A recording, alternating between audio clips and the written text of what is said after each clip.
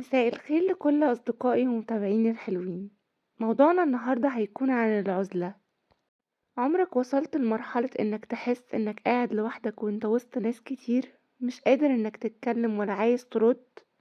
مش فاهم إيه اللي ورا إحساسك ده؟ هل ده هدوء ولا هروب؟ العزلة مش دايما وحشة، بس الخطورة لما بتتحول من اختيار لسجن. النهاردة بقى هنتكلم عن العزلة. ليه ممكن ندخل مرحلة العزلة دي، وامتى ممكن تكون راحة وامتى تبقى خطر؟ والأهم هنا بقى ازاي نطلع منها واحدة واحدة من غير ما نكسر نفسنا. هنبدأ موضوع نقاشنا بتعريف العزلة. العزلة مش انك تكون لوحدك، العزلة انك تقفل على نفسك من جوه. ممكن تكون وسط أهلك وصحابك وسط زملائك في الشغل، بس حاسس انك طول الوقت بعيد عنهم.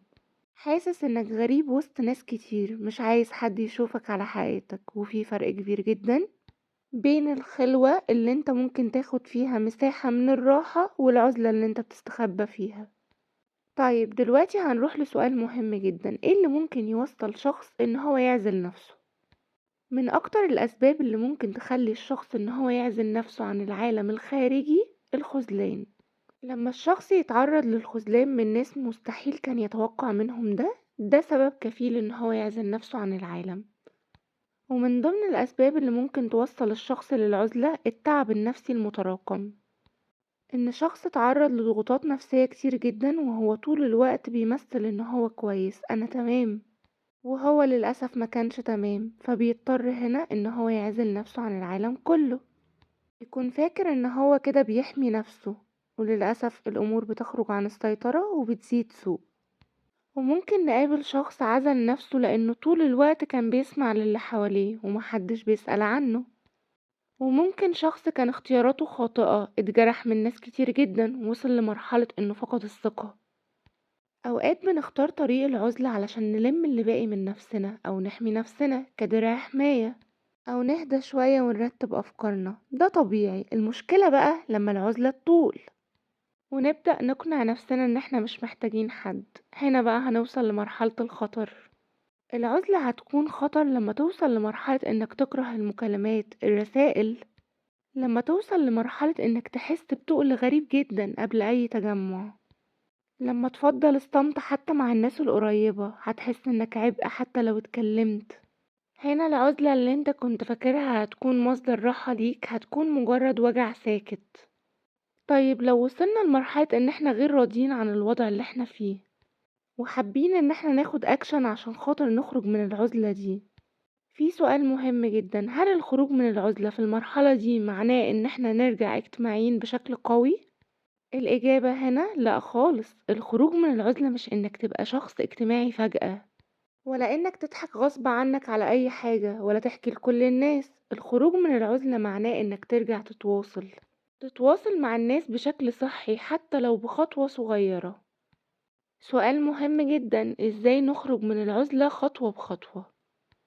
اول خطوة معانا مهمة جدا انك تعترف ان في مشكلة، ما يكونش في نوع من الانكار. الاعتراف بوجود المشكلة هو اساس الحل، من غير ما تدخل في مرحلة جلد الذات او تأنيب الضمير. خليك صريح جدا مع نفسك وقول انا تعبان، او انا محتاج مساعدة، او محتاج ارجع تاني وسط الناس بهدوء. تاني خطوة بالنسبة لنا ممكن تكون مجرد رسالة لشخص آمن بالنسبة لك، وممكن تكون مكالمة حتى لو مدتها قصيرة، بس شخص بتحس معاه بأمان. بعد كده ممكن تتفقوا على خروجة حتى لو كانت خفيفة، حتى لو قاعدة ساكتة جنب حد بتحبيه أو بتثقي فيه. العزلة ما بتتكسرش بلمة كبيرة أو ناس كتير حوالينا، هي بتتكسر بخيط تواصل حتى لو بسيط. تالت خطوة معانا: ارجع لجسمك قبل ما تفكر ترجع للناس. حاول قدر المستطاع تحافظ على صحة جسمك حتى لو بأمور بسيطة.